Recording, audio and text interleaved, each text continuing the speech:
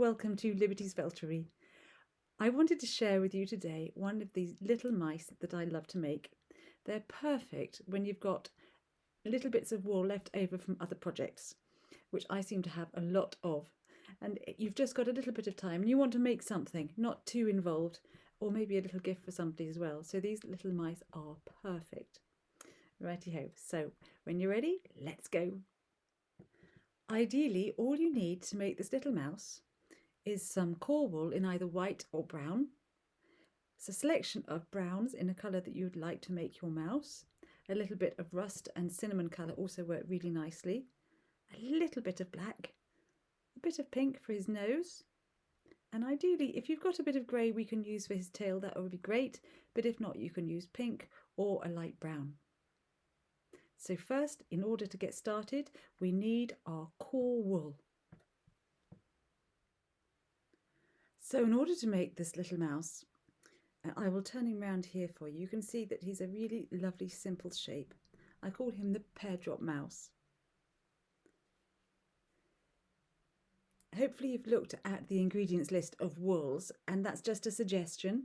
The whole idea of this project is to use things that you have left over from other projects. So your mouse could turn out bright pink if you want it to, but I've used a mixture of browns and mustards today for my little mouse. Right, so what do we need? Let's start with the core wool. You don't need too much because this is white. I'm going to put it onto a dark background so you can see it more clearly. So once I squeeze this into a ball, that's about as much as you need. I can easily squeeze it into a ball. I'm going to start with about half of it, and I'm going to start prodding to make it dense. Now the needle I'm going to be using initially is a 38 gauge twist. You could use a 40 gauge twist as well, that's fine, or anything that you would normally use, because at this point it's really just making the wool nice and dense. I'm coming in and out and in and out. Now if you haven't done any felting before, what I always say, in order to try and refrain from breaking needles too quickly, is to hold it right at the top like that and come in and out, directly in and out, in and out. You can move your head, the head of your needle around, so you're coming in at it at different angles, but you're not twisting it, you're not doing a bend like that. That's when it can easily break. Also, if you tend to hold it like a pen, it can break as well. It's putting an extra pressure on it. So I'm just making my way round. I'm going to keep turning it over, so I'm going to get a nice slightly lozenge shape at first. Now this is where this project is so fun, because we're actually going to use a natural shape of our hand to make the shape. So if you put your thumb and your middle finger together like that, you can see it makes like a pear shape. So that is what you're going to be using for your shape of your mouse. Now do be careful that you're not going to prick your fingers in your hand here, but this is for the shape you can see. So you can take your hand away again and keep on going. But that's a really good way of checking whether you're getting towards the right shape or not. Keep turning it round. And what I'm going to do, I'm going to keep turning it, keep working either side,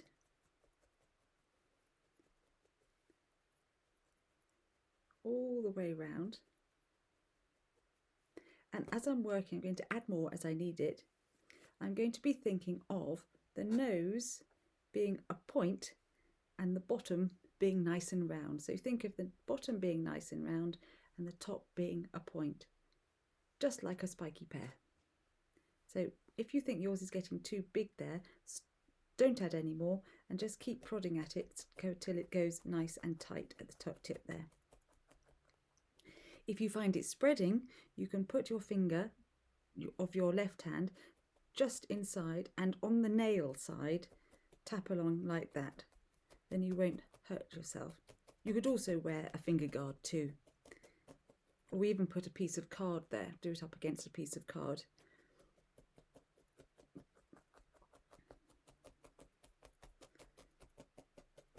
So as you can see, that's already starting to look a lot more pointy. And if I look at it from a different angle, it's going flat on one side and it's getting more pointy at the top, which is just what I want. I want it to be nice and pointy at the top. And this side, I want to start building it up. So where I've got it nice and flat there, I'm going to build it up so it's starting to look round.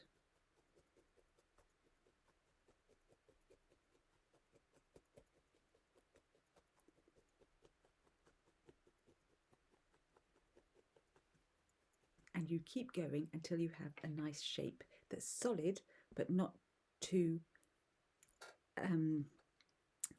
hard. You still want to be able to shape it a little bit,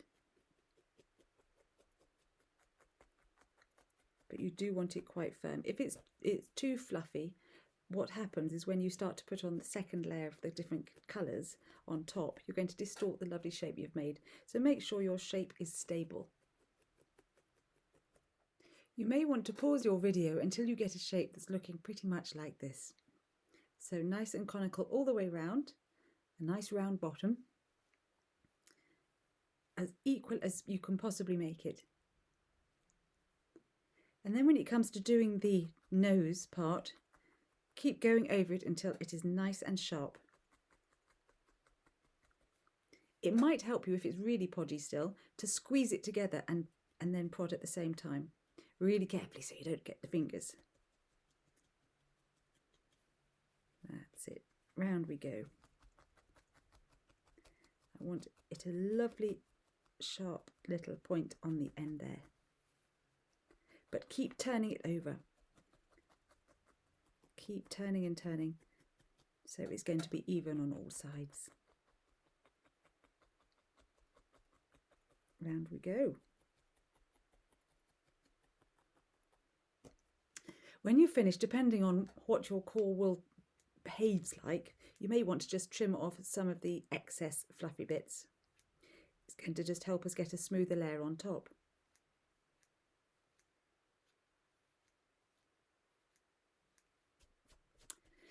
Right, now we're going to start to cover our little mouse. I'm going to do the under tummy bit first. So for that, you'd need some white or some cream, something that's not too glary. If you've got it, even a yellow would do. Something that can contrast nicely to the brown or whatever colour you're going to use on top of his body.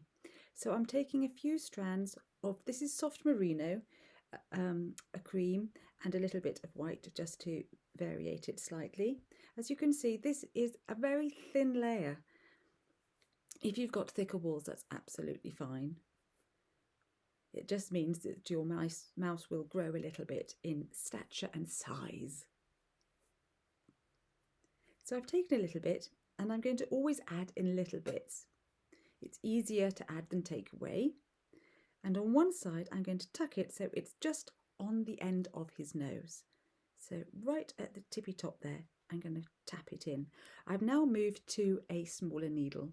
This is a straight triangular needle of a 40 gauge. If you buy from Heidi Feathers, it is a dark blue. It's really handy because she colour codes everything. So when you're working away, it's very easy to just pick up the correct needle, the one you're wanting, because you can tell by the colour. So round we go, and we're just going to tap it in very gently underneath. This is going to be the underneath of his nose. So it's this bit here that we're doing, the underneath of his nose. And as you take it down, you want to be thinking of it covering almost the whole of one half of the pear, as it were. So we're going to extend it so it comes up on one side,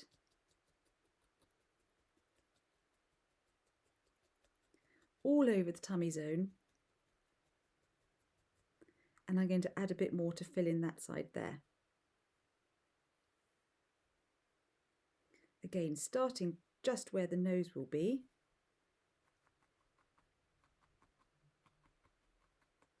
At this point, you're just using delicate prods because all I'm doing is covering the sculpted shape underneath. I'm not really wanting to shape at this point, so I'm not doing really big stabs. These are just gentle taps to get the top wool to adhere to the bottom layer.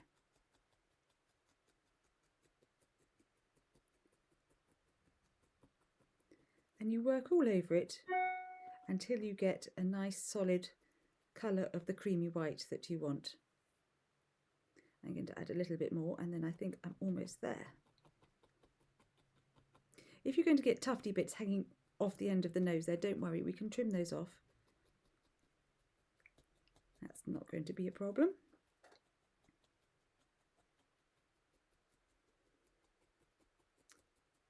So there we have it. Our little mouse has now got a tummy.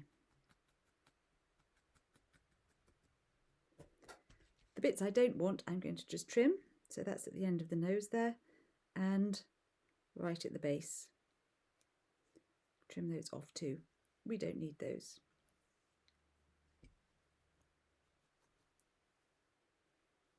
So looking at it from above, you have the creamy layer covering all of that underneath. Now for the top layer, I'm going to use a mix of browns.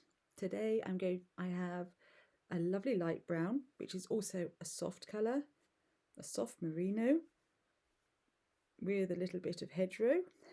There we go, so a little bit of that. I'm going to mix it up with a bit of mustard. You know those dormice colours, sometimes those dormice, they're almost gingery in colour. They're a beautiful orangey colour, really beautiful. I'm going to mix it with a little bit of yellow. You can mix it actually with whatever you fancy. I've also got a thick bit of brown here. A Shetland works wonderfully. Shetland's lovely and soft, or Bergshaft. This is actually a bit of Bergshaft. So I've mixed those all together. And now I'm going to blend them by pulling them apart at the ends and putting them together. And I'm going to see how it looks. At the moment it's looking possibly a little bit too yellowy, and I'm going to add something that's a bit more gingery in there, I think, just to bring it down a bit. A bit too yellowy, so this one looks nice. I'm going to add this one, which is like a sienna colour, I think it's called, but it's actually more of a gingery brown.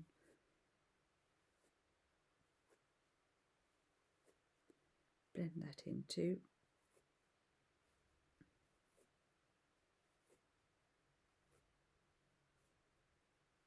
It's an idea to blend a reasonable amount when you're doing this, so because then you can come back to your pot, as it were, of ready mixed paint colours, wool paint colours.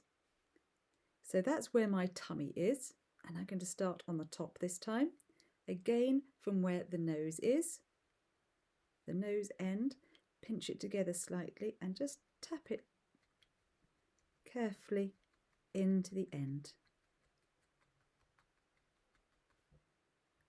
Lay it back right over.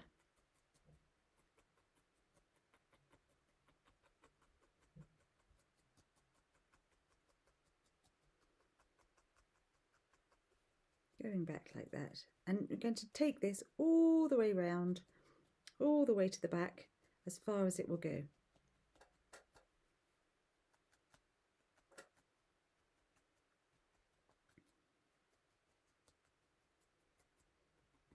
And I'm going to do that on both sides as well.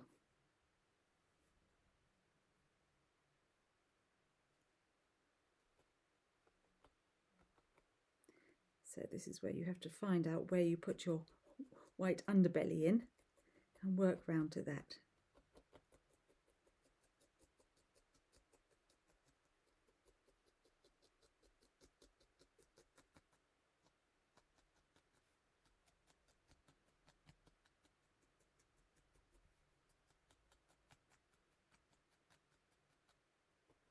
So you may want to just pause the video and cover your mouse with the brown, but leaving your tummy white still.